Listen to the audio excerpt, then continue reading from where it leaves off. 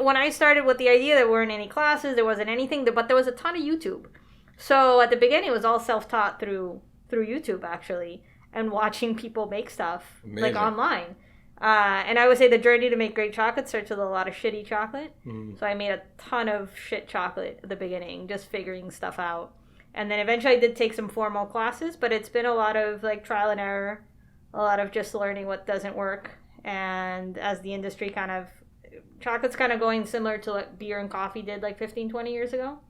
So little by little, producers are coming on the scene, doing something similar to what we're doing, and we kind of share with each other to kind of That's cool. ahead. Yeah.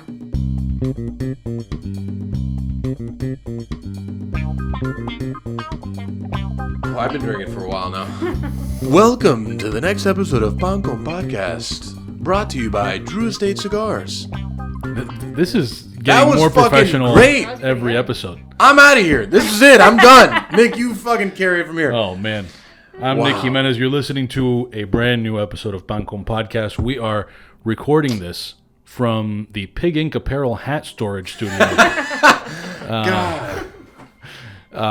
Nick destroyed my display of hats. I destroyed nothing. You did. Joined, as usual, by 8th grade basketball MVP and Sade t-shirt aficionado. I have now 9 Sade t-shirts. This is unbelievable. Yeah. Michael Beltrán. For those of you wondering, he still thinks that he talks out of the tip of his chin. We are joined by special guest and bringer of gifts, bearer of gifts, Carolina Quijano of Exquisito Chocolates. We don't deserve you. No. We just don't. I want to say every time somebody brings us gifts, we say that it's the only time it's ever happened, and I feel like the few other people probably feel a little slighted. Well, Danny Surfer brought me a sandwich. Get shafted. Right. Danny brought a sandwich. Seth Burgerbeast brought nothing. No, he brought He nothing. brought not a fucking thing. No, Kush brought matzo ball soup I ate the next day. Oh, yeah. Kush brought a lot of things. Yeah, he brought a cap. I still wear that cap. Yeah. Who else brought things? Kush is a nice man. Yeah. Yeah. But it's a small club, and we appreciate it very much. And I know that Mike is very excited because, as listeners of this know, he has a tremendous sweet tooth. If you could see for our YouTube subscribers, there's a beautiful box of several different chocolates. First off, hello and thank you for being here tonight with us in the Pig Ink Apparel dungeon. Why, thank you. Thanks for having me. Got to work on my voice there like you. No. What's up? Not much. Oh, man. How are you doing? You seem like you're having a rough time there. No, not rough. It's been a long week already. Okay. It's only Wednesday. I know. Can you tell the people about this beautiful box that Yeah. you gave us that we definitely don't deserve you? Right. So- And that no one has ever gifted you anything except this point. Well, I mean, forward, right? Danny Surfer, it's like a time lapse, right? After a certain amount of time, I forget, and you it's just over. forget. So in a few months, when somebody else brings a gift, you're going to be like, no one's ever brought us a gift, and you won't remember That's this. not true. You're very important to me.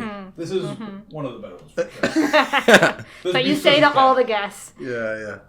So can they buy this at your store? Yeah, absolutely. So this is like a little selection of some of our origin bars. The first one is one of my favorites. It's our, we won recently for the Academy of Chocolate. It's a brown butter and caramelized milk chocolate using Colombian cacao. So good. And then on that same kind of line, we have our version of cookies and cream. So using caramelized white chocolate that we make in-house, and then with Oreos, so it's kind of like a bougie version of the Hershey's type. I love bougie Hershey's. Yeah. I mean, I like bougie things, man.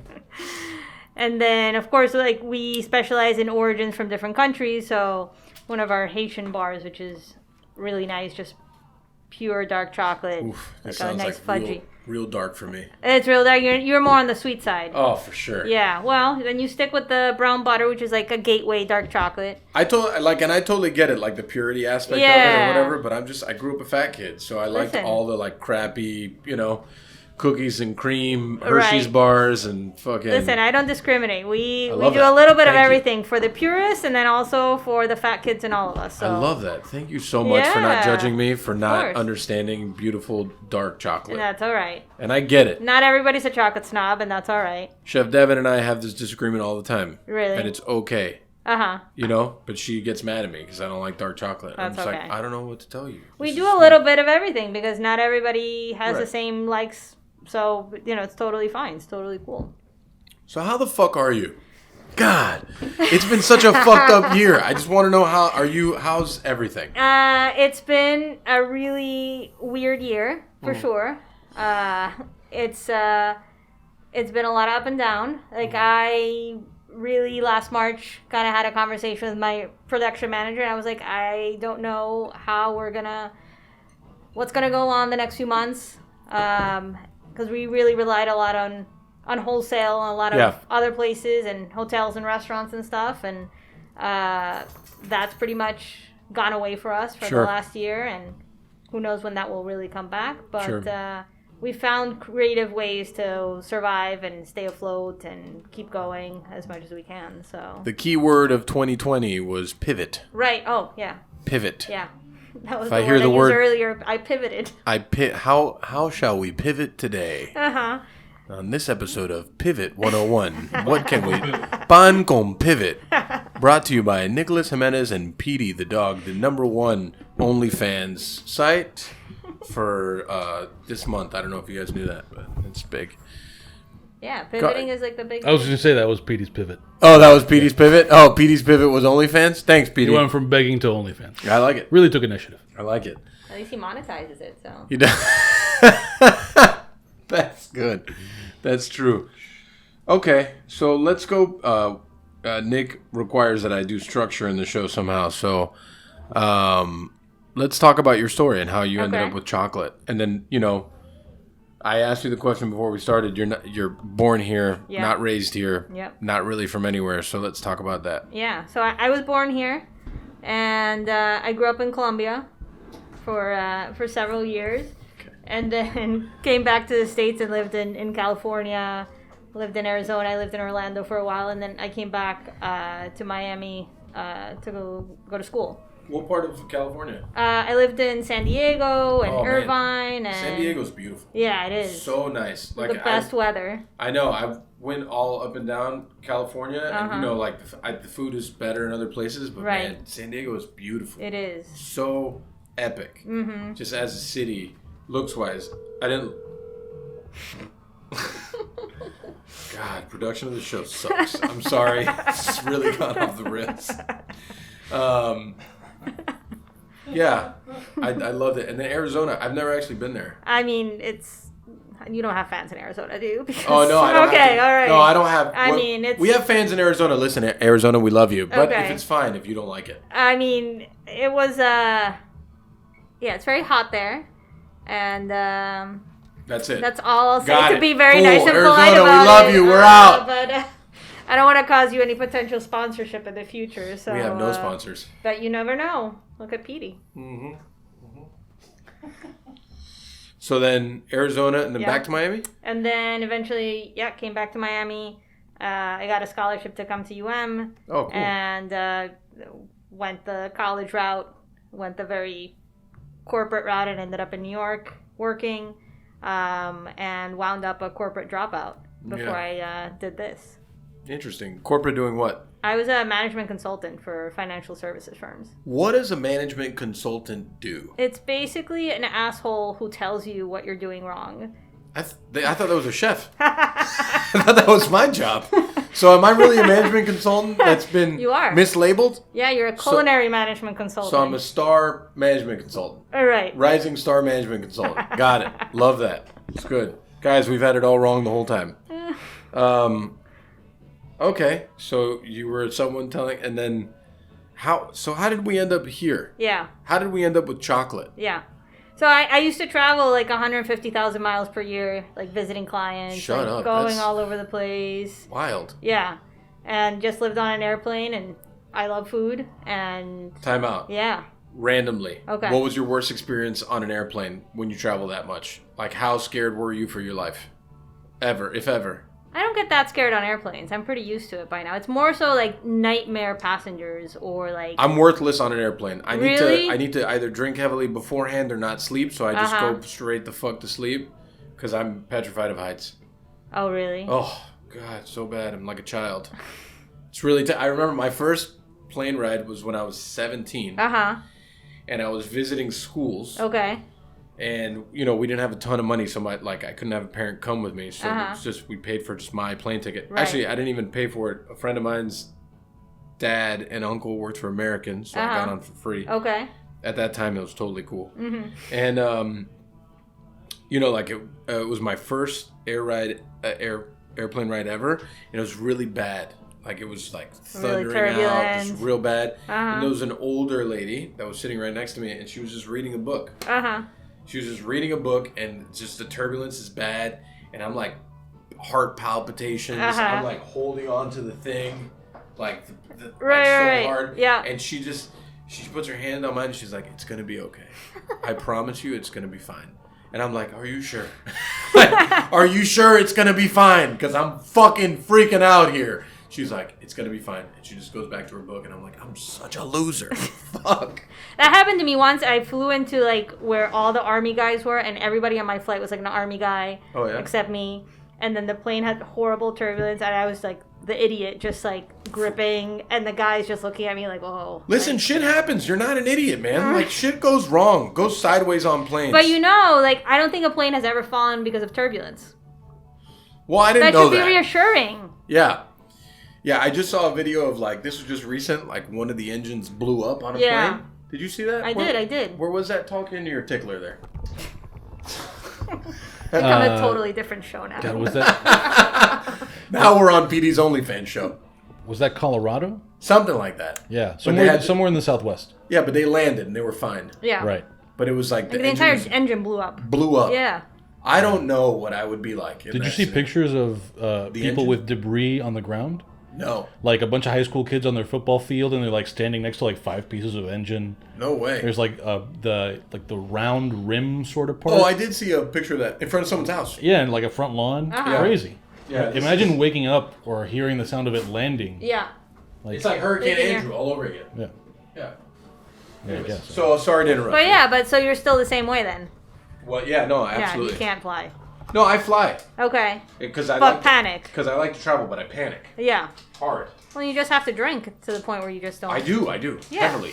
Absolutely. Like at night. Yeah, just take a few, like some pain medication. Right, and just pass out. And you just had to time it right. Or I don't sleep the whole day before. It depends how long the flight is. But then you get paranoid. Why? Well, only when we're descending. Okay. I wake up. And then it's like, okay. Then it's we're getting closer. Right. So this is my life. This is how I am. Okay. So you could not have done 150,000. I could have done it. I mean, I do it, and it's just I'm, a little stressed. You have to plan ahead. I plan ahead. Right. I plan ahead. So yeah, not so much the heights. I did see a lot of fights break out. I saw people throwing luggage at flight attendants, and then no shit. Oh really? yeah, people get really pissed off when they fly. People lose their minds when they fly. I don't get it. I don't know. There's like I don't know if it's like an entitlement or something, but people lose their minds at airports. Yeah, I think it's an entitlement thing. Yeah. Like it's also there's jerks in the world, right? Well, yeah. Guy, I can feel your fucking knee in the back of my fucking chair. Like, you don't have to be such a fucking asshole. And then I never say anything, but I do the very Miami just turn around and look at you. Right. Like, I understand. You're uncomfortable. Everyone's uncomfortable. You should have gotten a first class seat if you wanted more fucking space. I once got slapped on a flight because I leaned my seat back and I had my headphones on, and so I felt this old lady just come up and whap, just like slap. What? Yeah, I've seen a lot of weird shit on planes. I have ridden in first class twice. Okay. Because I did that American Airlines like family and friends thing. Yeah, yeah. So you just get on when there's room, and I did first class and it was nice. I felt very rich. Did you do the whole thing when people walk in and you just stare at them like? Yeah, like with judgment. Like no, not like I was like I feel you. Like I've been in coach my whole life. So I get it. Like, this first class shit. I'm not about this. I'm with y'all. But there's more space here, and you get a drink. And you got to sit down first. You sit, which I've never understood, the sit down first thing. Like, that's such an entitlement thing because it doesn't make any sense for them to sit down first. They should come last. They should go last. Yeah. This is a problem. Like, It's why so do you that want to sit at the airplane that much longer? I don't. Like, Right. I'm cool sitting outside. Just let me go last. It's fine. It's so you have to pass them on your economy walk of shame. The judgment walk, Yeah. and then like you're all like everyone's just kind of like, and they're trudging along, and you're just looking at them like loser, like like the rich 22-year-old kid like fanning through the thing, and he's on like daddy's card, and he's just like, oh. I forget what it might have been, like Seinfeld or some other comedian, but he's got this whole thing about first class.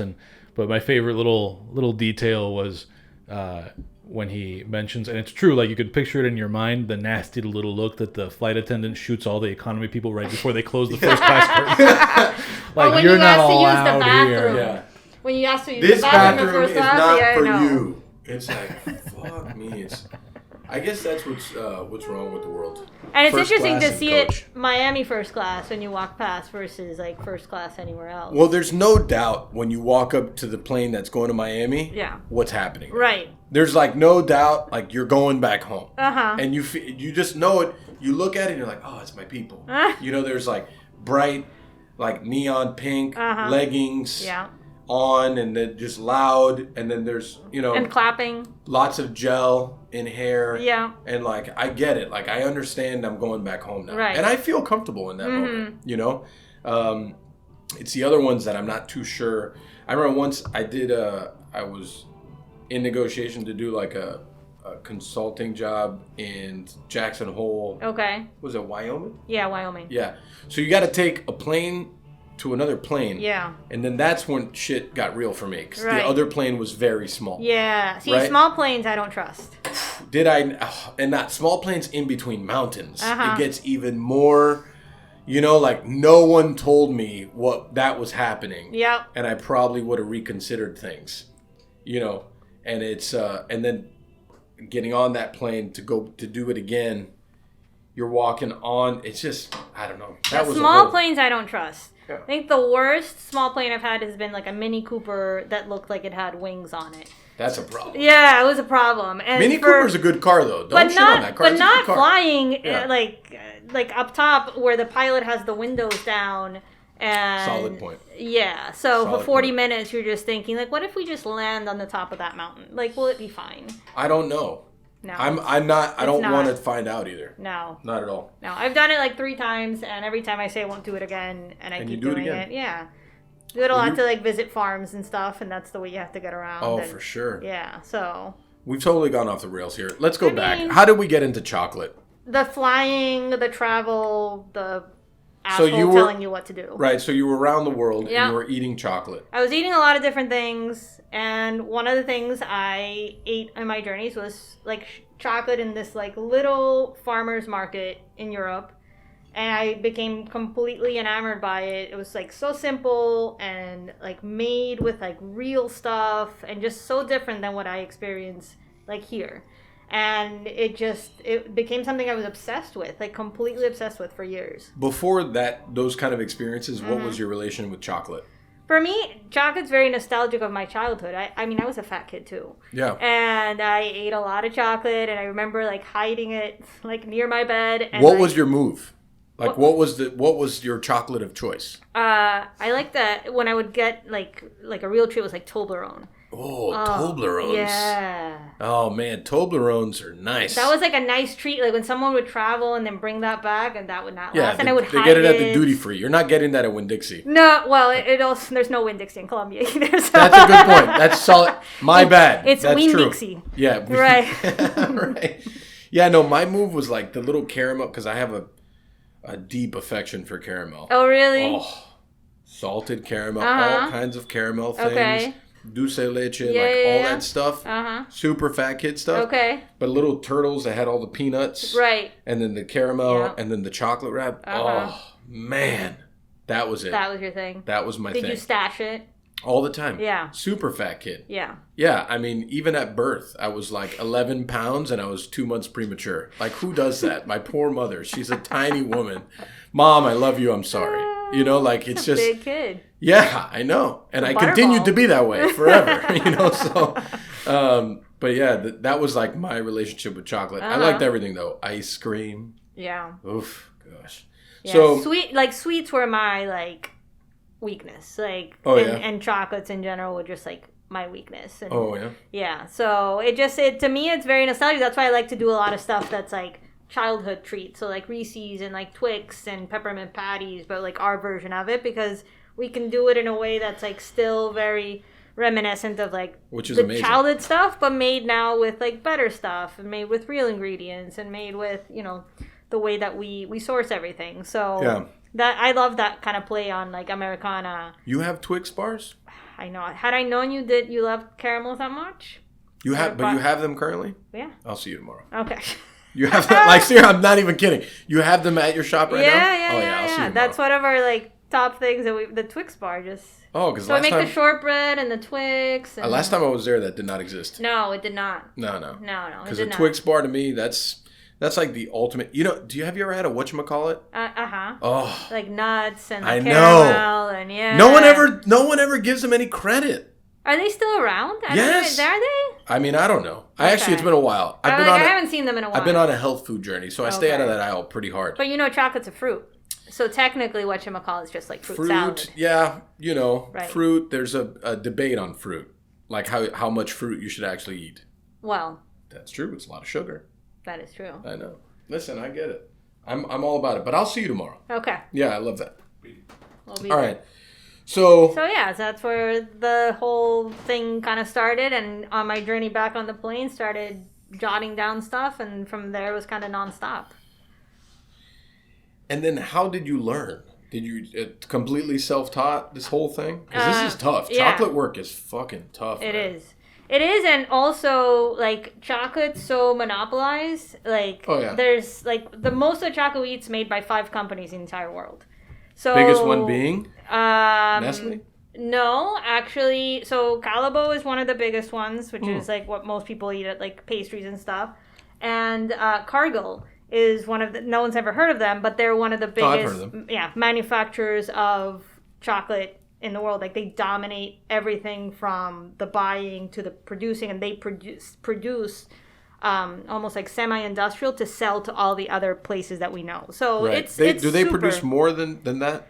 I feel like I've heard their name. They produce a lot. They're basically like a commodities. Like they work in a lot of different, not just cocoa, but different foods, corn, I think, like all sorts of commoditized crops. And people like that existing make your life more difficult. For me? Yeah. Well, yeah, because they're massive. Like we're non-existent basically. Right. But the point being, like, because chocolate's so monopolized, there hasn't been really machinery. Like if you want to make chocolate, there's actually, up until recently, there weren't even culinary schools teaching how to produce chocolate. Like, it's such a new niche thing. It's almost like beer. I have a funny story. Sidebar. We'll veer left here. Uh-huh. When I was in culinary school, which I don't talk about ever because I think culinary school is trash, but when I was in culinary school... We're throwing that sponsorship away. Yeah, they would never sponsor the show. Ever. They would never do it, and it's totally fine because I don't want their fucking money anyways, because they're just conning kids out of fucking money to begin with. Anyways. I took a baking and pastry class, and we had a chocolate thing, and it was part of, like, the final. Okay. So I had to do, like, a chocolate sculpture. Right? And I thought it was the most beautiful thing ever. I'm going to find this photo so we can post it, and I'm going to send it to you because it's so dreadful. What was it? Yeah. What was it supposed to be? The 5 elements. Okay. Yeah. Oh. Yeah, it was very deep. Shocking. Very. Yeah. So, you know, like, I remember I thought it was beautiful. Now when I look back and I'm like, God, that's ugly. You know, it's like when you draw something when you're like 5 and you're like, oh, your mom's like, it's beautiful. And then you look back and like, oh, that's bad. It's the same thing. Right. Yeah. So that's the extent of the chocolate work I've done in my life. So no, it didn't go. It didn't go well. It didn't go well. Yeah. That's why I have an amazing pastry chef that does very good things with chocolate. That's the best. Yeah. But yeah, no. So there wasn't any, when I started with the idea, there weren't any classes, there wasn't anything, but there was a ton of YouTube. So at the beginning, it was all self-taught through YouTube, actually, and watching people make stuff. Amazing. Like online. And I would say the journey to make great chocolate starts with a lot of shitty chocolate. So I made a ton of shit chocolate at the beginning, just figuring stuff out. And then eventually I did take some formal classes, but it's been a lot of like trial and error, a lot of just learning what doesn't work. And as the industry chocolate's kind of going similar to what beer and coffee did like 15, 20 years ago. Mm-hmm. So little by little producers are coming on the scene, doing something similar to what we're doing. And we kind of share with each other to kind of... That's cool. Ahead. Yeah. Community is good. Yeah. So how long you been at this? I've been at it formally about 5 years. Oh, that's a good amount of time. Yeah. And how do you feel it's gone in 5 years?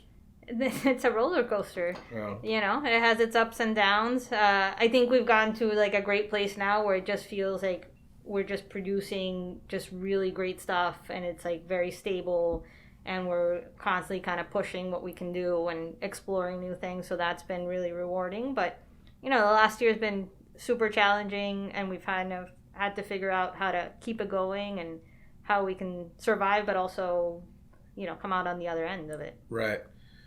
Do you feel like the last year has changed the business model a little bit or no? Oh, totally. Oh, yeah? Completely, yeah. Tell me more. So, like I said, we were primarily just like wholesaling. So we worked with a lot of hotels, like, and providing restaurants and like ice cream places and all these places. We would sell them bricks of chocolate.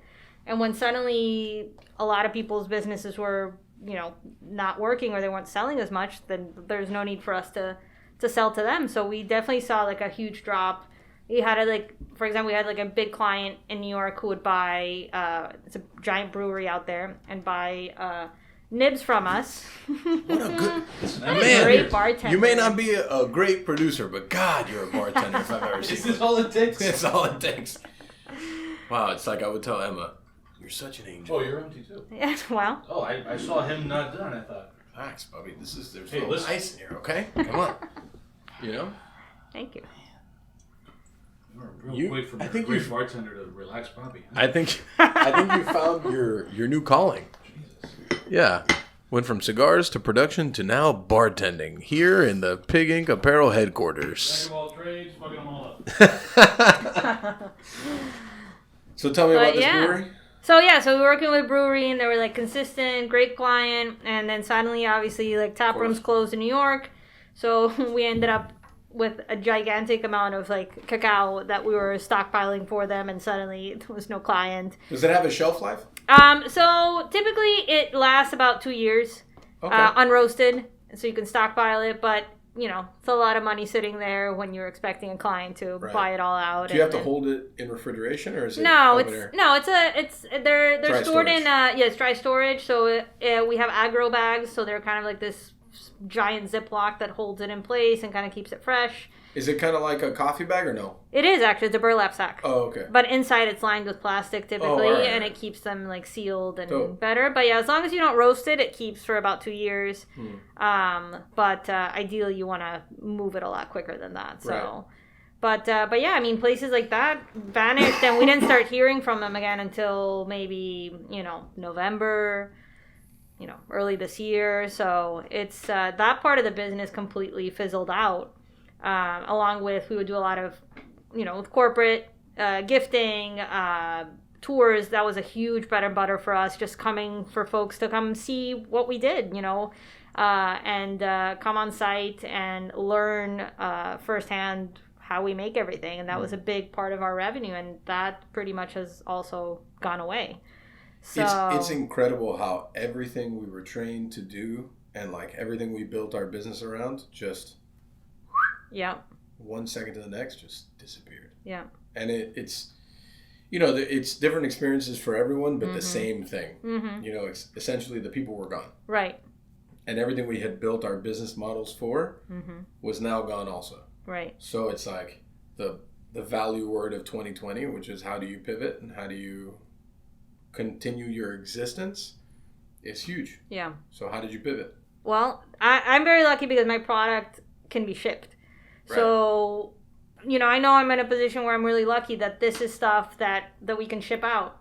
And a few months prior, like, I'd always wanted to go online, but the online space is extremely expensive, which a lot of folks don't realize because you're competing with everybody online. Sure. But we got lucky because we went a little bit viral last March with like a video that was posted online about us, and people really took from where? From Eater. Oh, look at that! Yeah, like one good thing Eater's ever done. Good for them. Fuck. Eater national or local? National. Oh, good. Well, national does solid work. Yeah. Sorry. I'll hold my comments. That's fine. They're definitely not sponsoring this podcast, so it's cool. Conflict of interest. Yeah, it is what it is. But no, it was great. Like, it was right before like everything hit, and it gave us like content to kind of show people everywhere like what we're doing. Because a lot of times when I say like, oh, we make chocolate, people are like, oh, that's nice. I'm like, no, like we literally make chocolate, and that's such a like a foreign concept to a lot of people that what we do is we don't just buy stuff and melt it, and we're manufacturing everything from what comes from the farm forward. They just like people, and it's I don't think it's anyone's fault. It's just I think it's the climate of kind of like the United States and how we live. It's like they think it's like, oh, well, just chocolate. This is just how it is. It just appears. Yeah, it's when I'm about to pay for my groceries, it's right there. It's right behind me. Like, oh, it's easy to do. Right. It's the same thing as like, well, cooking a steak is really easy. Like, it's just I have a grill, so I know how to cook. Like, no, it's not very easy. And when you have like a craft like that, like it takes years and years and years of work and like tireless effort to actually like nail that. Yeah. And when you make it your life, especially for you, like you probably had a pretty lucrative job beforehand. Yeah. And then you went to start a startup and we're like, well, there's like, it's not lucrative anymore. No, like when you're schlepping chocolate like around and try to get people to buy like a bar at a time. Yeah, it's very humbling to say the least. But it's very rewarding. Yeah, totally. And we were talking about Chugs before we started recording, and it's like, Chugs at the beginning was like a coffee shop. Mm-hmm. And I never realized how hard that is.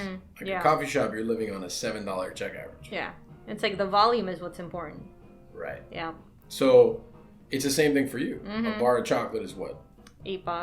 $8? Yeah. So imagine how many times you have to turn out $8 to make money. Yeah. You got to make a lot of chocolate bars. Pay for your livelihood, pay for your employees' livelihood, pay the rent, pay for the chocolate, pay for the lights. The machines. Everything. Yeah, it's just... And I don't think, and I think it's just like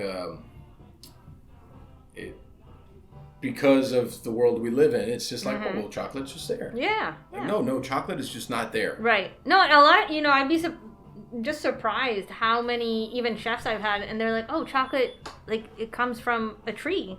And I'm like, a lot of people have no concept that it actually grows on trees, like, and it's a food that comes from a farm, and it's fermented, and all that stuff and what's involved in it, because we're so disconnected, I think, in general from food and where it comes from and where it's produced, that we just have no concept of where stuff comes from, especially in the States, right? Well, I think it's interesting that Chef's Table with Will Goldfarb, I think, does that brought up a lot, yeah. It did great justice to chocolate. Yeah. Like, obviously Will Goldfarb is a legend. Right. His food, pastries, chocolate, whatever you want to frame that, are incredible. But like I think the story about the chocolate there was so important for people to understand. Like, this isn't just like, oh, there's chocolate. Right. It's much more, and it's much more involved. It's the same thing as like if you were to really look into coffee. Right. And like the actual production of coffee and the origin of coffee and that whole process, it's so involved, And I think it's the large market people. It's like in the food world. It's like the large commodity people, like all the big chains and the fast food. And people just think like a burger's a burger, and a burger's supposed to be $3. Like, no, it's not supposed to be $3 or 99 cents for that matter. Like, it's just not. So I look at chocolate and kind of like the ratchet chocolate we were talking about, like that we love growing up, and I still love it. Ratchet chocolate. That's a phrase. It's a phrase I haven't used before. I like that. Ratchet Welcome chocolate. to Pancom Podcast, where we produce shirts. All ratchet chocolate could be another. I like that. That's a T-shirt right there. I love it. I still have one of your T-shirts in my closet right now. The chocolate nerd one. Yeah, that one. We have Coco AF ones now. I'll wear that. I'll buy that with my Twix tomorrow when I visit the store in Little Havana. Historic. How does it say here? Historic Little Havana. The historic Living La Vida Coca. Oh, man, that's a shirt. You don't have that shirt? No, we have hats that say Coco Dealer. I'm Colombian, so you gotta hustle that. You know. That's a very Miami statement. Yeah. Yeah, that's a very...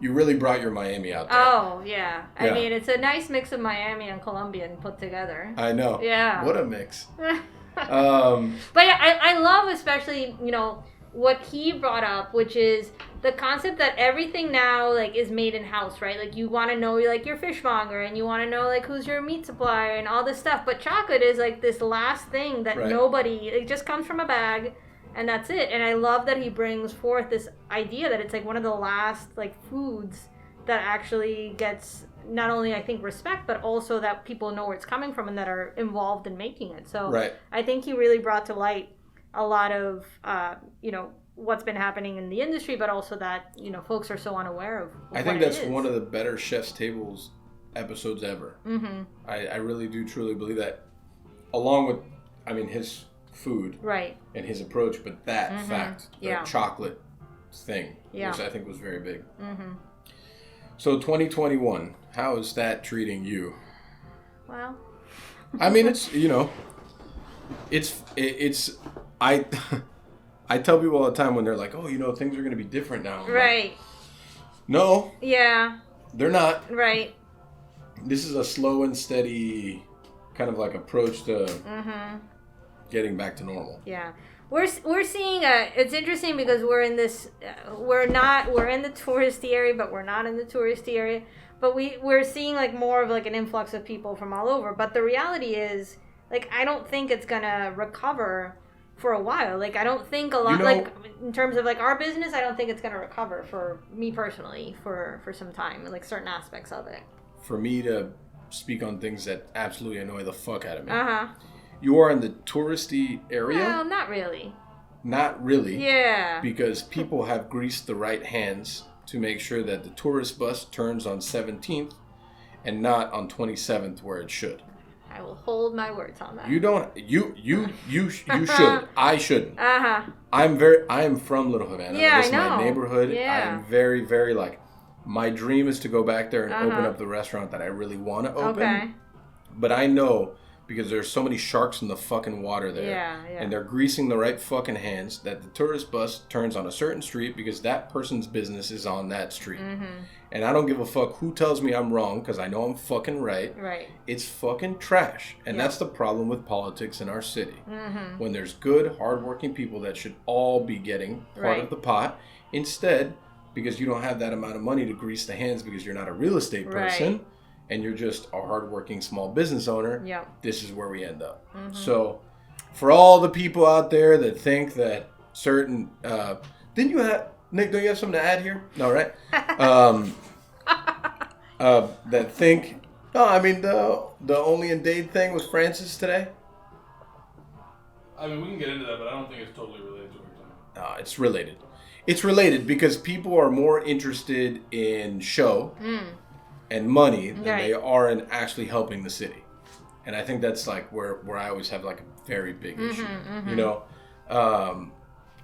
Or sometimes even like the appeal of money where it's not really there. It's just to pretend it is sometimes. In what sense? Well, like to be connected to something that seems like there's money involved, but it's just all for show. That sounds like influencers. Well. Right.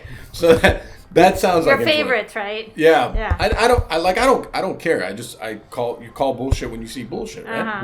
We haven't talked about this to bring people up because you brought it up. I didn't see totally what happened. Basically, all it was, as far as I could tell, was that Francis Suarez did this little on-camera ceremony thing where he was giving them a proclamation that I think it's March 5th is Only in DADE Day. Oh. Because it's 3:05. First of all, it's a Star Wars day. May the 5th be with you. Isn't that the 4th? Isn't it May? Yeah, you're right. That's why you're a Trekkie. That's why I'm a Trekkie. You're right. May the 5th be with you. I should have let you think that just so that on the 5th you would go around telling everybody like, hey, may the 5th be with you. Listen, Instagram will tell me different. I got it. But yeah, that was what it was. And I did I send you something like, I hate this? Yeah. Let's say you do that like a couple times a week. I hate this. But I hate a lot of things. That's accurate. Yeah. But yeah, my beef with it is the same beef that I have everywhere. It's like I just think it's a dumb thing. Like nobody needs the government to recognize an Instagram account. Yeah, I mean, and I think that's era we live in right now. But I don't even know that it's so much about the era because like there's all like if you go back like through even like at the federal level, the congressional record, there's just always been like legislators spending 20 minutes on the floor of the House to applaud their local Girl Scout troop or something, and it's like stop. But I'd much rather acknowledge a Girl Scout troop than an Instagram account. I'm sorry, it's just true. Sure, but at that point you're just making a value judgment, and I'm just saying like unless there's something happening, I don't need the government recognizing anybody. Like I don't need them declaring days. I just think the whole thing is dumb. I understand your gripe, and that's like a Nick thing, but for me, it's more like our tax dollars are going into the fact that the mayor is sitting there with only in DADE people that is just pretty much a funny account on Instagram to give them a day for what? Yeah, I mean, but listen, if I was playing devil's advocate, go on. Right? If I were, this is what you do. What if it were Pancom Podcast Day? I would not accept it. No, but I'm a crazy person.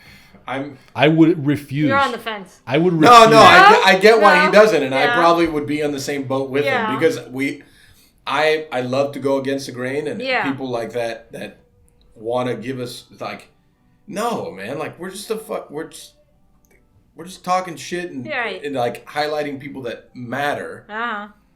I don't think that needs a day. I think that's we should be every day. That's also true. Yeah. You can find us at ads at DadeMax.com. We should record a video where we issue our own proclamation in a press conference in front of area. We should actually get like some old obscure politician to do it. Who would be like the mayor of Pancom Podcast? Petey. Yeah, Petey would probably be the mayor. Petey, Matt Kusher, or Burger Beast. Yeah. Maybe Captain Kush can issue a proclamation that it's that every day is Pancom Podcast Day. Every day is, I like that. Yeah. I mean, no one's really sure who Captain Kush is. Maybe we'll find him. And also, we're changing Star Wars Day. FYI, Miami. That's good.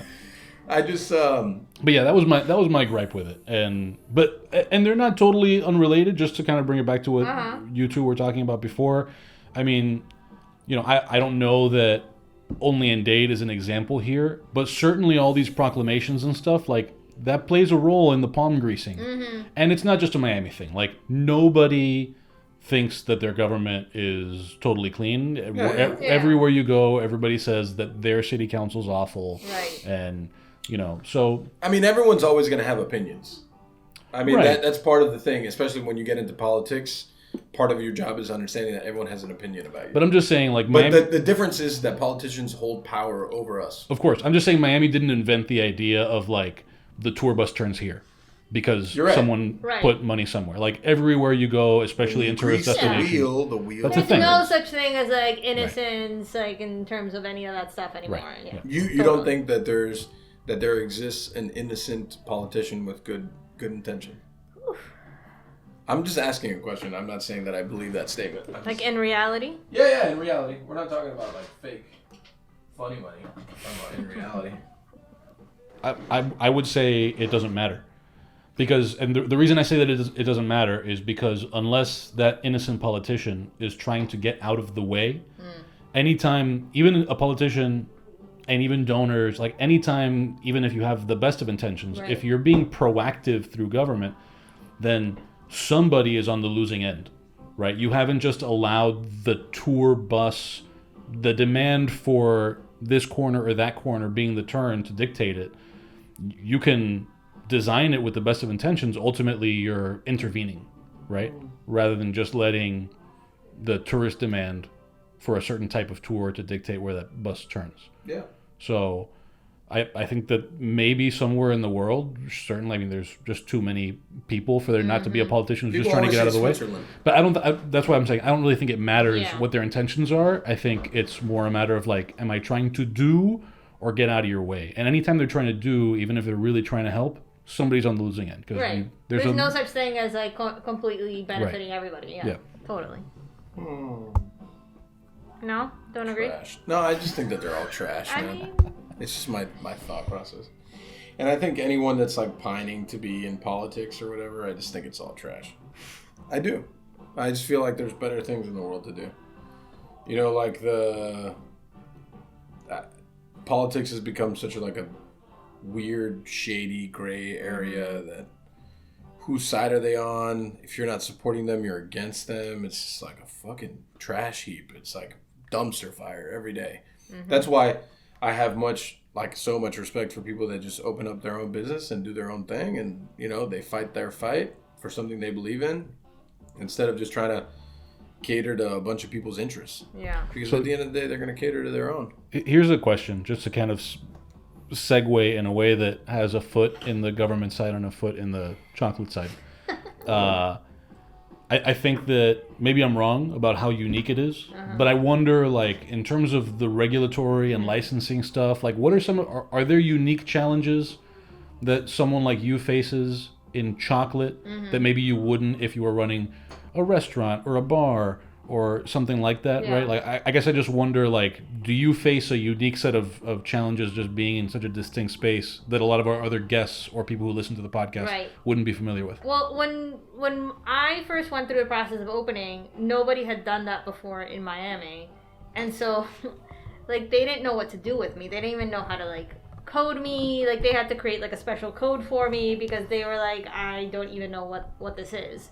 So in terms of that kind of, you know, bureaucratic stuff, it was an issue. But we operate similar to like a coffee shop or like an ice cream shop, like, you know, in terms of regulation and everything. But but yeah, nobody had really done what we did, and it was like the first time that somebody had applied for something like that. So you were the first chocolate maker in Miami. So other people are doing like chocolate and stuff, but we're the first chocolate factory in Miami. So the first people doing it like at scale, like the first people doing everything from start to finish. So that's incredible. Yeah. That's amazing. Well, Damn, you should be super proud of that. Like, there's 9 million restaurants. There's only one chocolate maker. That's right? Yeah, that's wild. Yeah. So, where do you see the road going from here? Well, I hope we'll keep growing. I want us to... We're kind of, like, outgrown our space a little bit. I want to stay in Little Havana. What's interesting... I mean, you've seen where we're at. When I stepped in there, there was nobody else kind of on the block. People used to call me like, "Are you guys in the abandoned building?" Just the tag agency. Well, the tag agency. Aside from the tag agency. And El Dorado. Well, and Casa Juancho. What them? One of my first jobs. But really, Yeah. What did you do there? I was a bartender and a cook. Oh, yeah. That, or if somebody has passed away, because we have the. Where's that? We like a few doors down. Is it really? Yeah. A few doors down? Yeah. Shit, I never noticed that. Oh, it's better for us that way. That's good. It's an interesting hodgepodge of like established buildings, like businesses that have been there forever, that maybe their like parents or like grandparents bought those buildings like, you know, gajillions of years ago. And then some shady shit that goes down. Shocking. I know. I know my hood very well. Oh, so. Yeah. We've seen everything there, like everything. But, you know, I hope we can stay, because I love Little Havana. I love the vibe. I love what's going on there. I think there's a ton of other, like, independent, like, small businesses that have come on in the last few years that are doing great things. And so I'd love to hang on. I mean, I'd be curious to know what you think, but the neighborhood is, like, changing so much that sometimes I worried about that from the beginning. I'm like, well, we're coming on and we're something new. And it's like people, when the first time we opened, we had all these like real estate places that were like, look what's happening on this side of Little Havana. Like trying to like piggyback off like our press or whatever. And it's like, all right, cool. But does this mean that we're going to get pushed out because somebody bigger is going to come along and kind of take advantage that we've kind of put the first little stone and taken a chance and then kind of made it like, all right, it's fine to maybe start up there. And then somebody else takes advantage and then just edges us out. So what do you think is going on in your old neighborhood? I mean... Do you like it? Man, I love it. But I love it for nostalgic reasons. Okay. I don't love it because of what's actually happening there. Okay. You know, I feel, and Nick and I have very differing opinions on this, but I feel like our brand and our culture has been cheapened somewhat through there for tourism and for things, because the only thing that's trafficked more than South Beach for tourism is Little Havana. Is it really? Yeah. I've done that research on it, and it's just not on your side. No. I mean, even tour companies will come and be like, well, yeah, we don't come here. I'm like, but why? Why not? They're like, it's at least not a tourist trap. Like, people, like, when they come, they're just so genuinely fascinated by what we do. And yet, tour companies will be like, yeah, no, but no, nobody comes here. Nah, we're much more interested in going down there to Domino Park and then to the Cuban sandwich place and to that bar that's weird and not very good. And, the other things. Right. I don't know. It's such a loaded subject, because then some nightclub people have gone and opened up nightclub things there too, that seem to be doing relatively okay. Right. The thing is that none of the things that are opening there have substance. None of them add to the culture of the neighborhood. None of them. And the truth is, real estate people don't care. They do not care. They will tell you everything they need to tell you to get you there, and then sign on that dotted line. And as soon as you do that, they don't give a fuck what happens to you after. Right. People can tell me I'm wrong, but I'm not. Very few, I think. Yeah. Yeah, but the truth is like, they just want to get you in there. They want you to sign that lease. Right. And ideally for them, they want you to sign a shorter lease because of the type of neighborhood it is and what they're trying to do to it.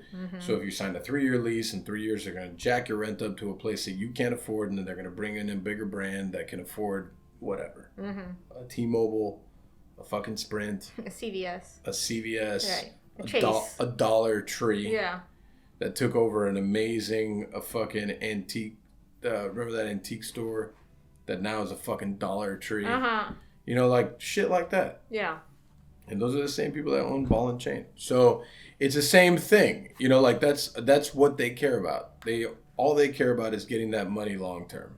So do they care about the neighborhood? Not really. They care about the neighborhood if it benefits them. So what they'll do is they'll offer you help, and then they'll say they want to own 20%. I could go on about this forever. But there's some great places that have popped up, and not owned by massive, but there's some I think great spots. Union is great. Yeah.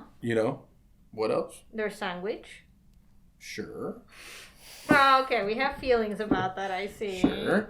I actually cannot comment on this. Oh, okay. Can't comment. All right. But La sure. Trova. That is great. Yeah, I agree with that. But then what else? And La Trova, they tried everything they could to make sure La Trova didn't open. They did everything they could to make sure that their opening was going to be as fucking difficult as possible. Right? Because they didn't want them there, because they were competition. Right. If people really realize that competition breeds better experience, 1,000%. that is what makes a neighborhood. Yeah. People always tell me all the time, well, are you worried about everyone that's coming to the Grove? I don't care. No, it elevates what you do, I think. Well, they got to catch up to me. That's the way. I mean, they're late to this party. I've been here for 6 years. Right. So it's yeah, I mean, I'm all this is great. Come, bring more people. Right. Bring all the people. That's totally fine. I'm still going to be here doing what I'm doing. Right. If you believe in what you're doing, then you're not going to be fearful of anybody, because what you do is indicative of you. Right. So, I mean, do I believe in the neighborhood?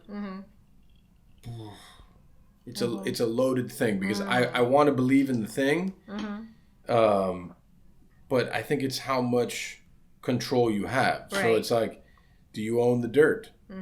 That's still a neighborhood that you could own dirt. Yeah, and tons of people do. It's still affordable to own the dirt there.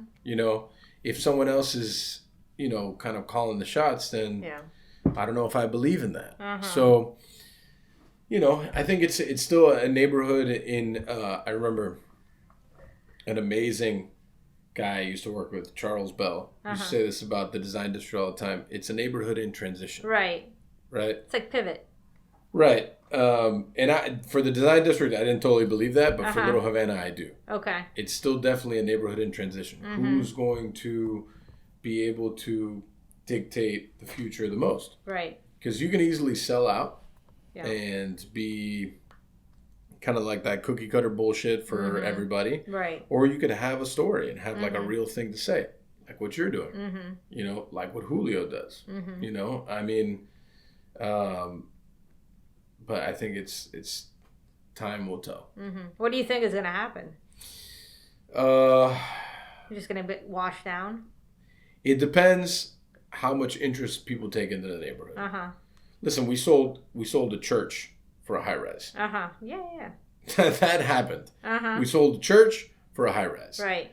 And now where that church stood, there is now it's massive 25-story high res. Yeah. Right there, a couple blocks from you. So, like I said, it depends who holds the power. And, you know, I was considering opening a couple things there, and I had a couple conversations, but, you know, the problem is, at that time, I guess the landlord side thought that they were smarter, or they had more chips on their side. And it just seemed like very one-sided. And that's just not how the game is played. Right. You know, you hold the value because you yourself bring the value to that neighborhood that once upon a time had no value. So, I don't know. It's hard for me to call because it's a very like emotionally connected thing of like what I think is going to happen. Yeah. Well, what do you want to happen then? Well, I want people like us to succeed. I want people like us to dictate like that is the coolest neighborhood in the city. Right. And little by little, it's losing that, right? There's traffic there. Yeah. There's lots of traffic. Absolutely. There's lots of things. Whether they're good or not, I don't know. Yeah. I think there's an opportunity to, like, there's definitely a need to, like, I don't know if improve is the word, but to have more presence in certain things, right? Like, when we came on, there was, like, aside from the tag agency, there's a lot of empty places. And I think there is a need for, like, places like ours to come along and like start something, and I think that's going to make it better. But the question is, like, can businesses like that like survive? Can we thrive, or is it going to get pushed out for something else? That's totally indicative on the landlord side, because if they want to price themselves out like, oh, we're now West Brickell, right? No, my guy, you're not West Brickell. Slowly, it's become that. Like, it's but I mean, it hasn't. Even on, like, Google, it's, like, amazing to see, like, it's like, oh, it's not. Like, you know? It's still part of the hood. Yeah. Liha, I think is what they're calling it. What? Yeah, like Little Havana, like Liha. You know, like Soho and, like, Sophie and all this bullshit. Why would they do that? Yeah, that's the dumbest thing I've ever heard. Because once Nick, can you bring the drinks? You have one Liha too many? We'll call this the Liha. Who does that? People actually do that? Yeah, it's a thing. Who does that? I don't know who dictates. Realtors dictate that. That's the dumbest thing I've ever heard. It is the dumbest thing, but that's like how you give the neighborhood the respect it deserves. That's how you know it's the neighborhood's in Havana. Transition is when they rename it to something else. And Liha, sir, I have your Negroni. Oh, nice. You're doing an amazing job. Thanks, man. You're an angel. Thank you so much. You could stop right there. Thank you.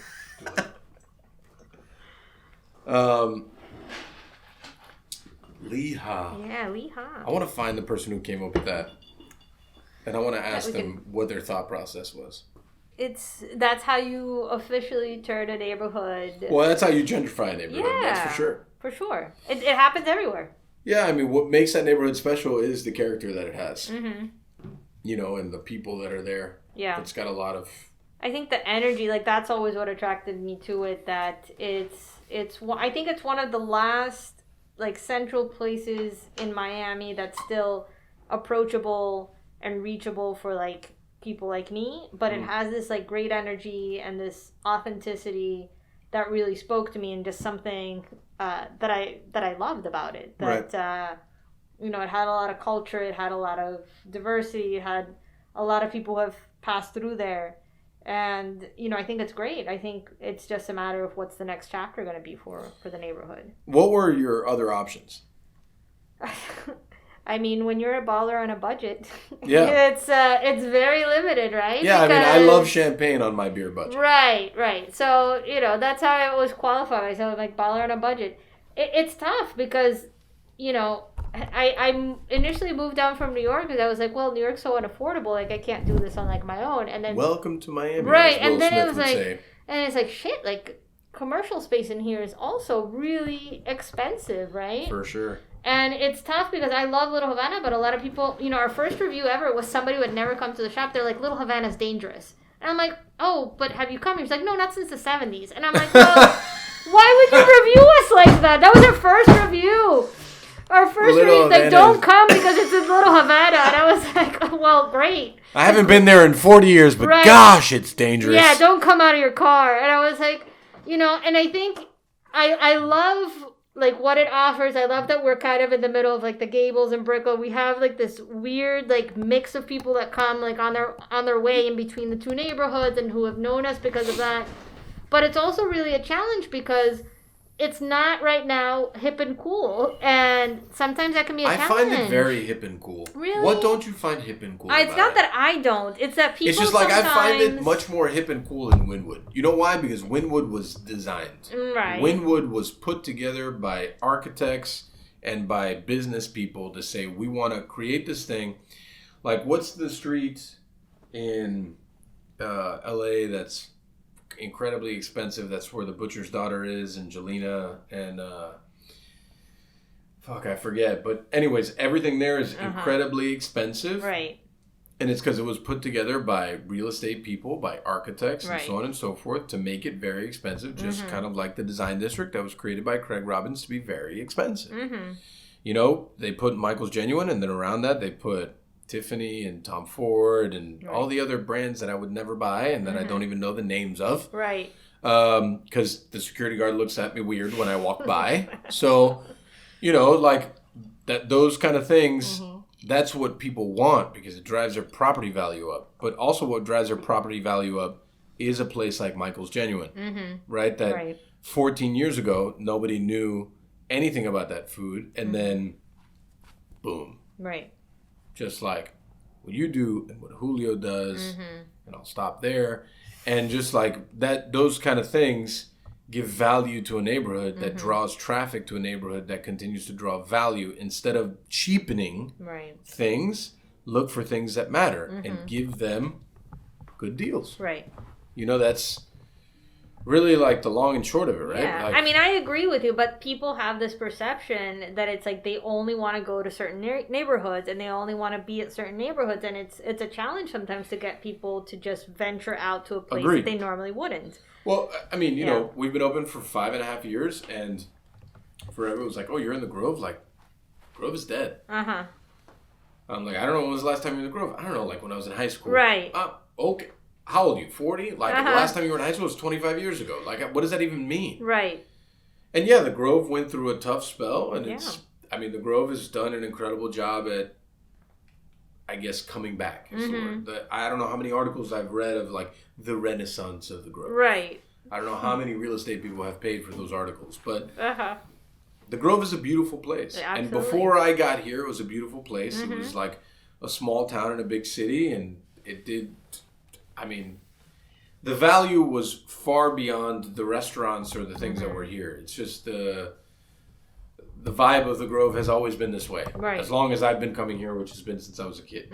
So, and the same goes for Little Havana. Right. The neighborhood creates its own vibe. So, we're just adding to that. And we need to be like, just an addition to the neighborhood, because it is what it is. As soon as you try to change it, then it's not what it's supposed to be. So, I don't know. It's just like such a loaded subject of like a bunch of trash. Am I wrong? I don't think I'm wrong. I will say that I think that it's... I think that you can... It's possible to apply some of that thinking a little too selectively. I'm super selective with the way that I think. Well, but by that I mean Like maybe there's a little recency bias because at some point a developer did design Little Havana to be a particular thing. Right. And then over time it became what it is. You know, which of course as a result of immigration and all of these other historical things, the original designers couldn't have foreseen it. And the same thing can happen with any other neighborhood, but it's very rare, especially like in any of our lifetimes, that's not how neighborhoods develop. Like somebody's investing money. Are you trying to change the fiber of a neighborhood to be something because you just want to increase the property value? That's the only reason anybody invests. So what I'm saying is like any property developer is there to make an investment in hopes that the value of what they're investing in increases. But when does that become detrimental to what a neighborhood stands for? Well, first of all, I mean, we are very opposite sides of the spectrum of what that means. Go on. No, not so much opposite sides. I just don't think I just don't think that neighborhoods stand for anything. There is no such thing as the entire neighborhood standing for a thing. You might have things that you like about the neighborhood that you don't want to see change, and I might even agree with you about what some of those things are, but clearly the people who are selling their property because they'd rather have the money than stick around and do something different with the property themselves don't think that the neighborhood that they own land in stands for what you think it stands for. So you don't think neighborhood stands for, like a neighborhood stands for a thing? What does that even mean? A neighborhood stands for a thing. What does that mean? Little Havana. What is?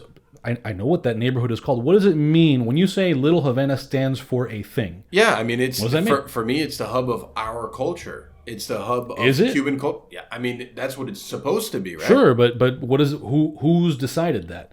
Is it the Cubans who are leaving? Is it the non-Cubans who are moving in? Is it, I mean, at what point does that stop being true despite how much you want it to be true? We're talking to a non-Cuban who has a chocolate shop in Little Havana. And that's fine. There's of course nothing wrong with that. But at some point, it's still adding substance to a neighborhood. If we add, so we're going to add, not substance that makes it the hub of Cuban culture. Are we going to add 10 Starbucks to the neighborhood? Does that add substance to the neighborhood? It depends on what substance is. But I think that's why I don't understand. Starbucks has no substance. If Starbucks, it's a commodity product. Sure. So it's like adding a Walmart to a neighborhood. No. A Walmart doesn't add substance. What it does is it's a need. But it depends on, right, but needs are substantive. If it's a choice, and I'm not making the argument that this is better or worse. I'm just saying, I think a rational person can make the argument that a business can come in that you think has less substance because there's not as much soul to the product or because it's a national chain or whatever. But there are people for whom the jobs and the stability that those businesses bring is very substantive. Say it again. There are people for whom let's take CVS, for example. Right. CVS comes in, there's no question that CVS is going to be around for a long time.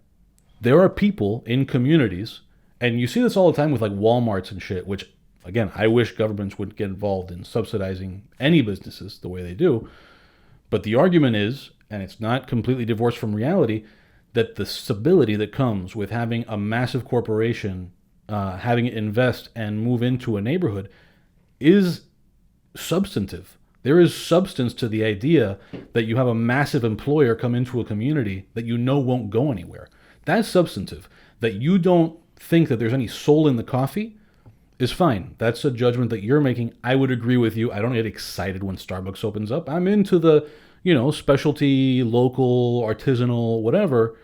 But if what you want is a stable employer in your community, at that point, if that's the substance you're looking for, do you want Starbucks or do you want the here today, gone next year? But that's not what a landlord's looking for. A landlord's looking for No. I'm talking about I'm not talking about landlords. I'm talking about a community. If you are a person in a community, but the community doesn't approve who goes in there. Whoever pays the rent goes. We're not talking about who approves what. We're talking about, as a member of a community, what is the substance that you would like to see come into your community, regardless of how much control you have over it. Just what are you happy with and less happy with?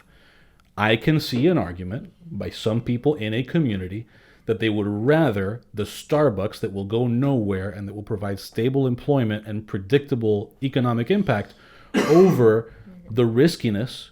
And everybody here, I mean, sure, I'm the one who knows the least how risky this business is. Mm-hmm. But all business is risky. All business is risky, but opening a Starbucks is far less risky, especially a corporate store.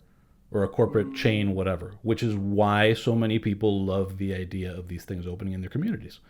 So my point is just what substance is affects the answer to the question, because substance for you, even if we all agree it's substance, it's not the only substance. There are other kinds of substance. There are people for whom real, stable, predictable employment and predictable economic impact, there's substance, whether you like the product or not. Who are those people?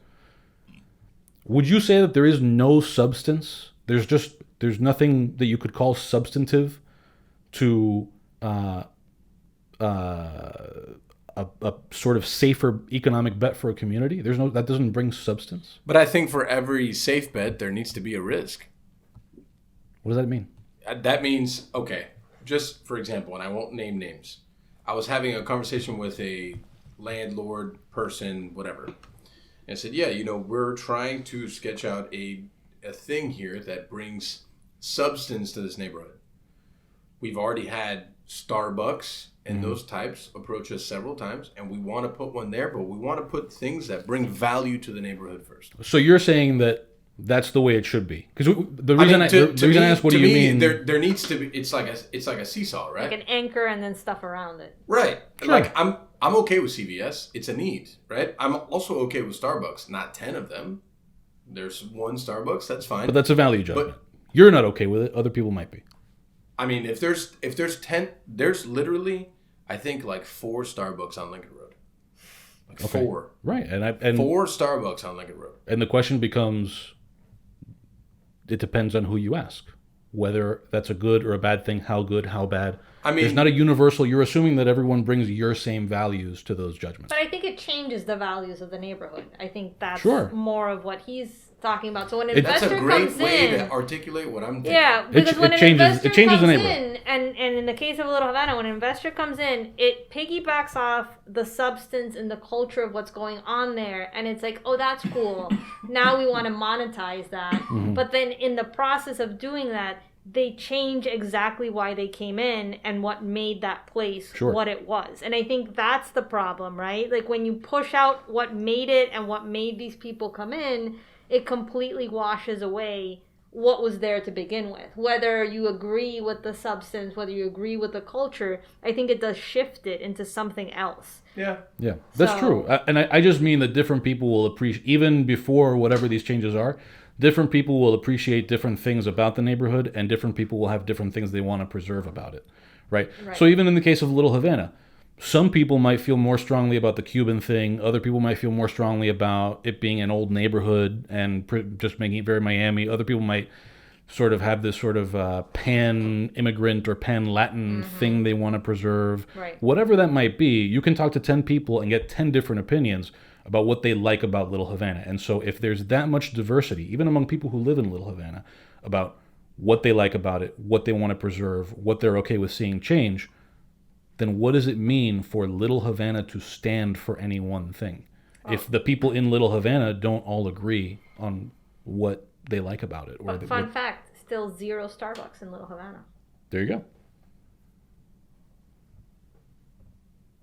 You heard it here first, everyone. There's 0 Starbucks in Little Havana right now. Currently, there's 0 Starbucks. But there are probably 45 places you can get a Cuban coffee. Only our Patreon subscribers have access to our Little Havana Starbucks counter. We update it live in real time. Oh, man. It's a subject for me that has like a lot of weight because obviously it's my neighborhood and it's like where I grew up and I love it so much. And your grandparents are still there, right? They are still there. Yeah. I'm still there twice a week. Uh-huh. And I still have coffee there once a week. And I do that on purpose just to see what's happening there. But it's like Ariat was supposed to open in Little Havana. Was it really? Yeah, on Where? On 16th. Okay. Yeah. On 8th. Where Union is Okay. was supposed to be Ariat. No way. Yeah. Okay. And obviously I got fucked out of that deal, but it's fine. I mean, everything in life happens for a complete reason, Right. and I think Union is amazing. There's nothing with them, just other people. I think there needs to be, I would say my goals, like my personal goals in life is to open that like very fine dining restaurant in Little Havana, to do that thing. And I've gotten plenty of people on board with that idea. Right. But, I want to own the land. Okay, so you need to own the building in order for that. Yeah, because I don't trust any of the motherfuckers that are there. Uh-huh. I don't trust not one fucking landowner, not one fucking real estate person. They're all fucking pieces of shit.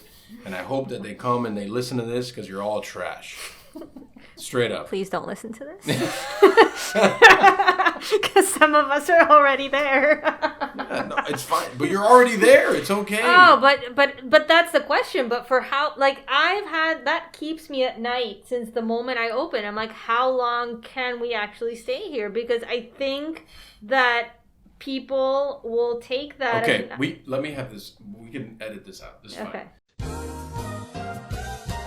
We're back after the edited segment of Pancom Podcast talking trash about all of you loser landlords. Not mine, because I love mine. We're talking about other people. Anyways. Not mine. Not yours either. No. God, what trash, man. It's just, it's so emotionally draining to talk about how people that work as hard as we do get taken advantage of so often. And that's why people have come to me often and they're just like, you shouldn't have any partners, right? And I tell them all the time, absolutely not. My partners do such good work, not only for me, but for other people, that it's absolutely fucking incredible. Because you know why? The only reason that I partnered with them to begin with is because I vocally am very upset, and it drives me nuts how much people like us get it taken advantage of, and they equally get up in arms about it. And I think that's why, apart from the fact that they're very good at what they do and that they care very much about what I do and what we do as a company, shit like that really shows they're the fiber of a human. Right. And man, I'm so jacked up right now. I want to fucking punch things right now. It's fucking nuts. I'm so angry right now. But that's unique. To have a great partner is really hard. Absolutely. When you find it, I know. It's really great. I'm very fortunate. Yeah. And I tell people all the time, I'm blessed, but I went through shit partners before I got the good ones. Yeah. So, that's why I drink a lot. Yeah. Well. I think I'm on the other end where it's I left to be independent, right? And I pay a price for that independence where it's I have no partners to fall back on, but there's also that value of having someone that's in your corner and that's in your fight, right? Right. But then if you get a shit partner, then it's that's it. You're fucked, right? Hot button issue. Lady. That's my favorite thing you do now. Yeah. I think I do a pretty good job. I'm a big fan. Ladies and gentlemen, this is where we get into our wind down. It sounds like you're in a DNL mood right now. I do not like so many things right now. But do you have any that would be appropriate here? Or we can just not do this segment. I don't know how committed you are to this. He invented a segment he calls "Do Not Like." Yeah, no. Which is the opposite the whole of episode, I think. I know, yeah. That's not true. No. I love your chocolate. Oh. I do not like Nick's takes. It's been about 30% of the episode. What? You're just a big DNL. Dark chocolate. I think that you exaggerate. That's fucked up. That's fucked up. That's fucked up. I think you exaggerate how much we disagree. I think we agree more than we disagree. You keep even on this issue. Yeah, perhaps. I think that we agree on what we would like to see happen. I think that where I disagree with you is how much you can treat it like some sort of collective city sentiment. No, I mean, I feel like I'm emotionally involved in so many things that take artisans and craftsmen to do, and you were not. I mean, yes and no. I mean, it's because you're the practicality and the black and white nature in which you look at things makes it easier for you to diminish certain other aspects of making something other than what it's just supposed to be. A restaurant is supposed to just be where you go and eat, right? Sure, yeah. But it's not that to me.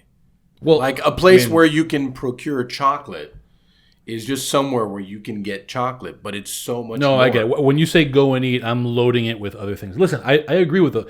You say that I diminish other things. I say that how invested you are in this thing leads you to ignore other shit. Sure, that's accurate because I'm passionate about certain things. That's fine. I don't think I'm diminishing. I'll give you an example. Go on. No, I am not a chef. I'm not in the food world. But I spent 7 years covering an industry and very dependent on an industry that's as artisanal as any other. And that's as much about that romance and that passion. And that's why I was in it for 7 years. I didn't stick around covering the cigar industry with no health insurance because it was, the coldest black and white decision to make. And I'm certainly not doing what I'm doing now, not having seen income for a year, because I'm a pragmatist, Love that. So, like, I get and I hear the passion and the appreciation of the craft and all of these, like, beautiful romantic things. And I would love nothing more than for what you want a neighborhood to be to come to fruition, because I like all the same shit. Yeah. All I'm saying is that when I think of wanting the neighborhood to be those things, I just think I want it to be those things. I don't think this is what the neighborhood's about. I think this is what I want the neighborhood to look like. Because there are people in that neighborhood that aren't about that. Just like, and this isn't a jab at it. This is just an illustration at, like, our different perspectives. When I see Miami against the world, I think, yeah, but we just spent half an hour talking about how a lot of Miami is against you. So there's a lot of that. There isn't this cohesive Miami against anybody. It's a bunch of individuals. Some of them align with others, and some of them don't. And that's all that I'm saying about, like. Yeah, but this again, and that is a very practical way of looking at it. But if you look at the exterior vision of, like, what Miami means, right? It's a lot of smoke and mirrors when it's really not. But if we continue to sell out to the people, the certain people that just want all they cater to and the only thing they kneel to is the almighty dollar, right? Then we will be what everyone thinks we are.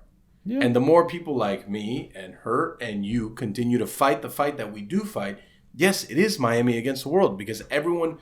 So, for example, everyone forever has shit on Miami for so many fucking reasons. But now, because we are one of the only markets that's completely fucking open, now everyone wants to come here, right? So now we're going to start to sell out to all these things, to the Carbones of the world, to those new New Yorkers that now are just coming to New York. They're coming to Miami to go to the Carbones instead of coming to the Miami restaurants. Then we will continue to be who they think that we are. There are people here that believe in the city that we want it to be, right? And that community, albeit very small, is very strong, because we, and I say we collectively, right? And I include you in the we. Don't be mad. I'm including you in the we. Like, we want it to be something more than what people continue to dictate or say that we are. And that's why Miami against the world, to me, is very much a big thing. Because forever, I've gone to other places and it's like, well, Miami food isn't this. Or Miami culture isn't this. Or Miami... Like, how the fuck do you know? Because the only thing you know is when you're watching a Dolphin game, because they're nationally televised, because they're one of the biggest football teams watched around the world, not just here locally. The Dolphins are one of the biggest teams watched around the world. This is taking a weird turn here. No, I'm just saying. Yeah. Because, again, people want to... But the only things they show are South Beach, even though that the Dolphins play in Davie, right? It's that is everyone's vision. That's a weird Miami. Example, though. It's not a weird example because the Dolphins are branded as the Miami Dolphins. They're not the Davie Dolphins. You're missing the point. So, the point is what people think Miami is just South Beach. Yeah.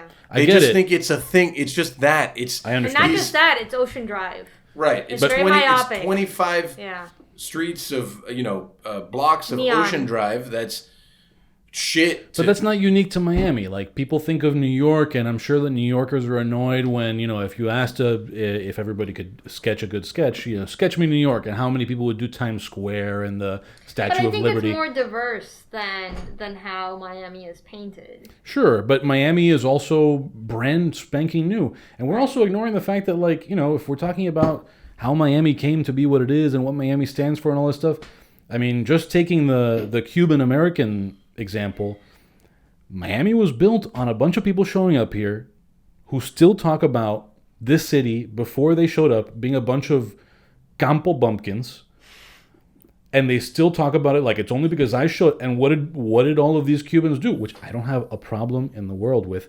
They showed up Y acabaron with the quaint little retirement community that they found here that none of those people would have appreciated. I'm sure all of those people were saying, "This is not what this community is about. We're not a major metropolis. We don't know all this shit." True. I mean, our parents and grandparents showed up here and they said, "Yeah, no." We've equally talked about how people boycotted the fact that Cubans were coming here in droves.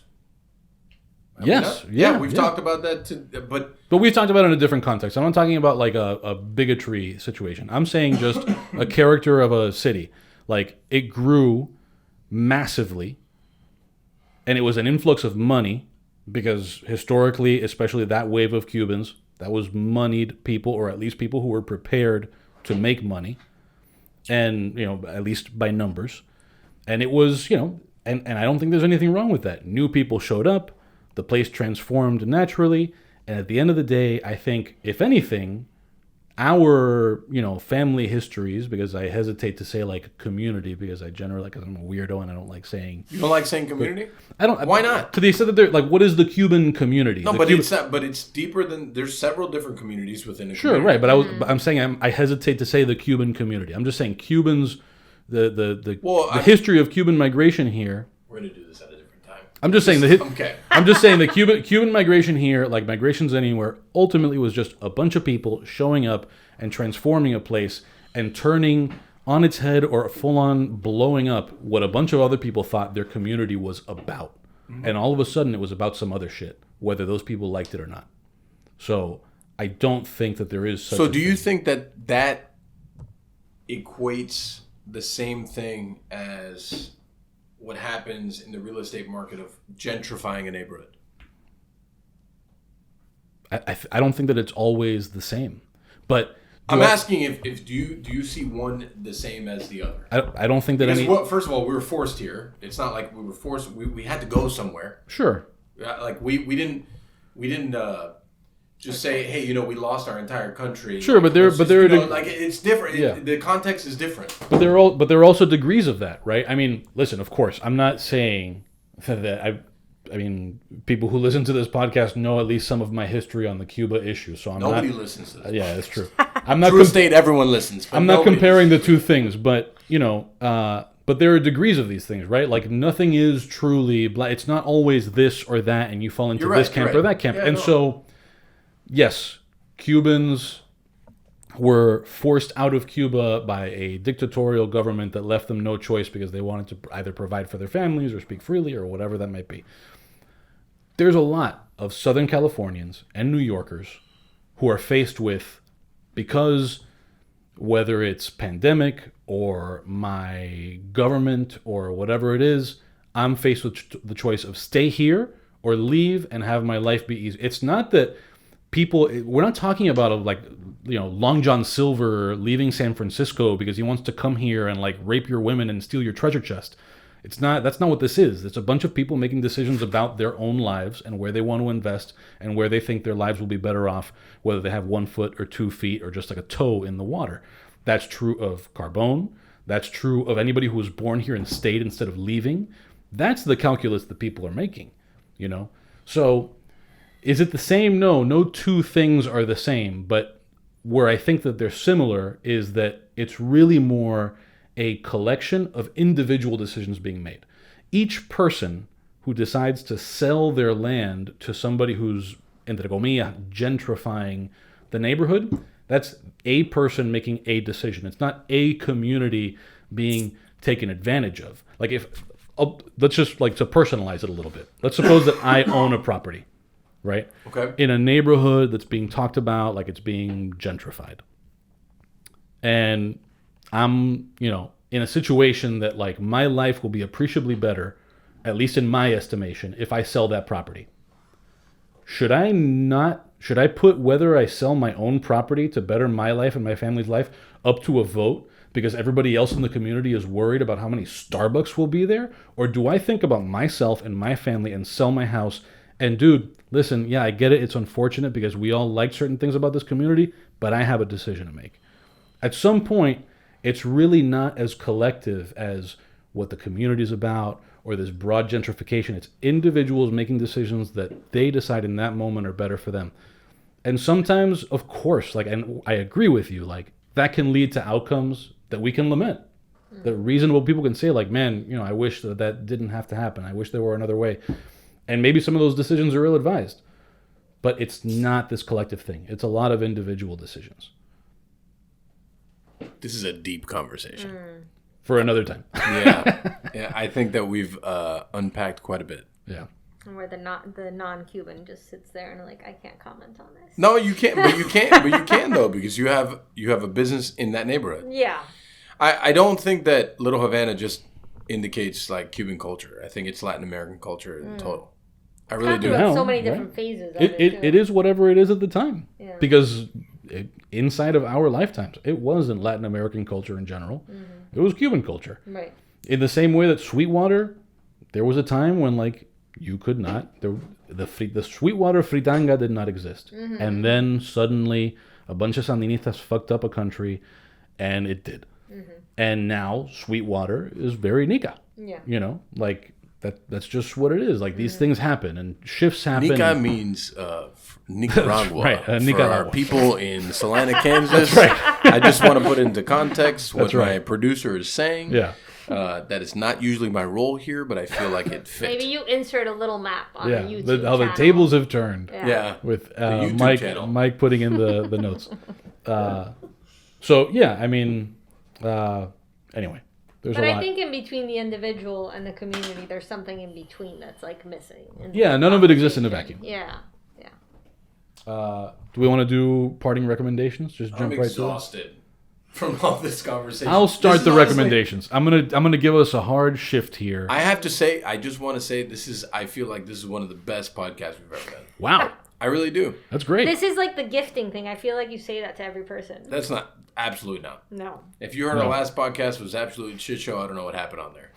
Right? That's true. Yeah, by the Burger Beast and That's just personal beef, though. Yeah, no, I mean I No? love him. It's just He just didn't bring any sauce. we were lost, Okay. and we're still trying to find. You know what's amazing? The Burger Beast episode isn't that much longer than the Derek Kaplan episode. Really? Yeah, they're very close in time. Shocking. Yeah, that's amazing. I'm shocked. So I'm going to go ahead and recommend a thing and give us, I will force the hard shift in tone here. On our last episode, I think I recommended Vice's short, The Story of documentary on the story behind the Thong Song. Oh, that was good. That was good. That was good. And today I saw another installment in that same short documentary series, and it's the story behind It Wasn't Me by Shaggy. And everything about that story is fascinating. I'll do some spoilers here because I still think people should watch it. Here are some things I learned. Shaggy served in the Gulf War as a Marine. What? Didn't know that. Also, Shaggy, when they put out this album, It Wasn't Me almost didn't make it on there. It wasn't the single for the album, and it only blew up because someone somewhere put the album on Napster, and a DJ in Hawaii downloaded it like by chance and played It Wasn't Me, and it like took over the world.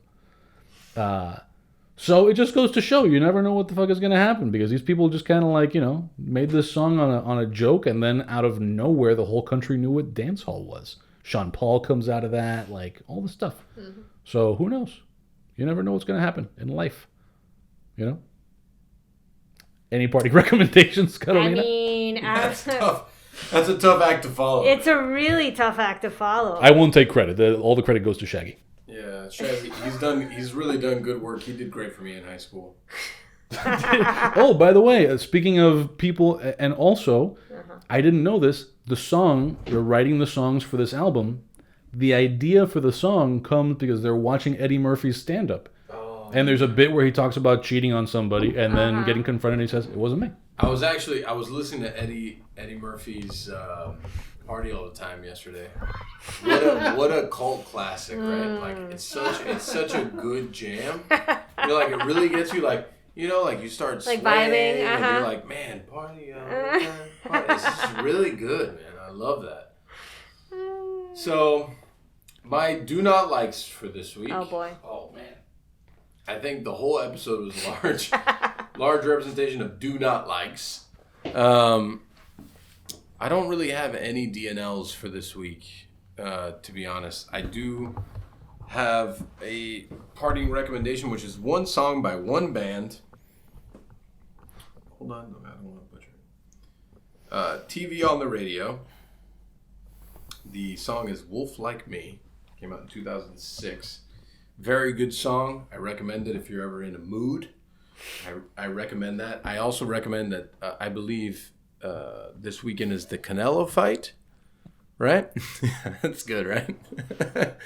The Canelo fight, which, you know, everyone should watch boxing. Please. Who's he fighting?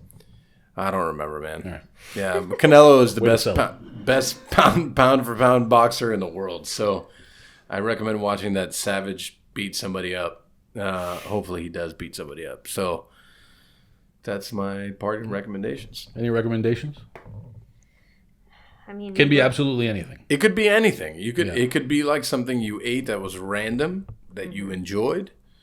I do have another parting recommendation this week. I don't know when this is gonna come. When is this gonna come out? Who knows? Oh, that's problem. Spring. Yeah. 2022. No, Year of pivoting part 3. So right, it's like when it's coming soon. Like so this week we are recording this February 24th, Wednesday. This week we're putting out Lucy Lopez. Next week we're putting out Manny Portuondo, and this will probably come out the week after. Wow, we're getting like this is the most like in advance. Well, since we're like 3 weeks ahead, if you have no plans on Sunday, just visit Nave Miami for brunch. That we are now open. There you brunch. Go. Look at that. There you go. Welcome I to the highly future. recommend the Negronis. Yeah. No ice, please. Area Negronis, but it's Hold fine. the ice. Yeah, just ask for a rum Negroni. Say, I'd like the Chef Mike special, and they'll get you covered. Anything else? Negronis at area. Negronis. And I then, can't wait for tomorrow. Finally, before we do our shameless plug thing, I also I forgot a parting recommendation that I had. It's kind of like an FYI/recommendation. Again, this is being recorded Wednesday, February 24. Today is the 25th anniversary of the Brothers to the Rescue shootdown. So if you're unfamiliar with that historical event, Google it and learn some things. It's a story that I think gets told too little, and aside from the evils of the regime that we mentioned earlier led to Mike and my family's Cubifying this town, it also is I think a story about free people and the good and the courage and the sacrifice that they're capable of, because these are a bunch of people who could have done a lot of things with their time other than flying over Cuba with pamphlets or over international waters looking for rafters. A lot of people don't do that and don't give a second thought to the fact I'm not doing that. Yeah. So, I think it's a story that whatever you're into, whether it's Cuba or something else, can serve as like inspiration of like, hey, there's people can do a thing and it can be such a big deal that governments will want to kill them. Can I say just randomly how much I love that song that came out? Padre Vida? Yes. Yeah. It has inspired the next tattoo that happens on March 25th. Oh, man, there's an appointment and everything, huh? Yeah, we're ready to go. Good stuff. Ready to go. And now, croqueticas and pastelitos. It's time. This is new for you. I did this once before. And I liked it, and I want to keep doing it. Nick, just do you, man. That's all I ever do. Yeah. That's part of the problem here. We both just do what we do. Welcome to the problem. We will let our guest do all the shameless plugs first. Tell everybody all the things that you want them to know about where to find you. Tomorrow. Can you do the voice? My Hammy's Historic Little Havana. Ooh. You do such a great. I have to read it. Hold on. I don't have like the sex operator voice. You don't? No. Sex operator voice. It's very seductive. It's Oof. It's gonna have all the realtors coming. Ready? Here we go. Handcrafted in Miami's historic Little Havana. That was See? good, right? It's really great. That's good, man. We should actually start looking to the porn industry for ads. Hey.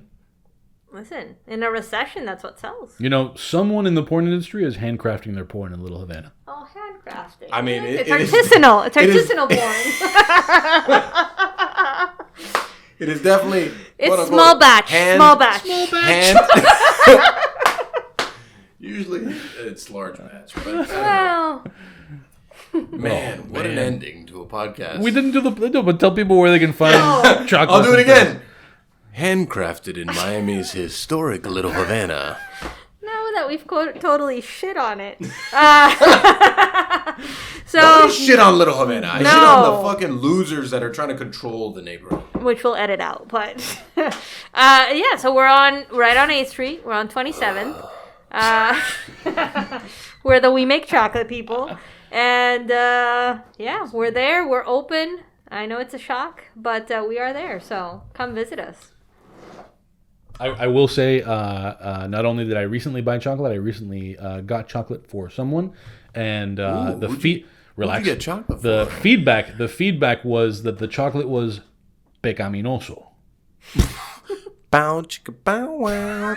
Who did you buy chocolate for? We're not getting into that. Oh man, I love this making Nick awkward hour. It's just not happening. This is like listen. I'm trying to contribute to a plug here. Don't make the plug weird. This is like the after hours part of Concom podcast. It's like we've already ventured into the Patreon version. Confessions in a taxi cab. You guys are totally getting edited out. This is the Patreon version. Bye everyone. Goodbye. And now.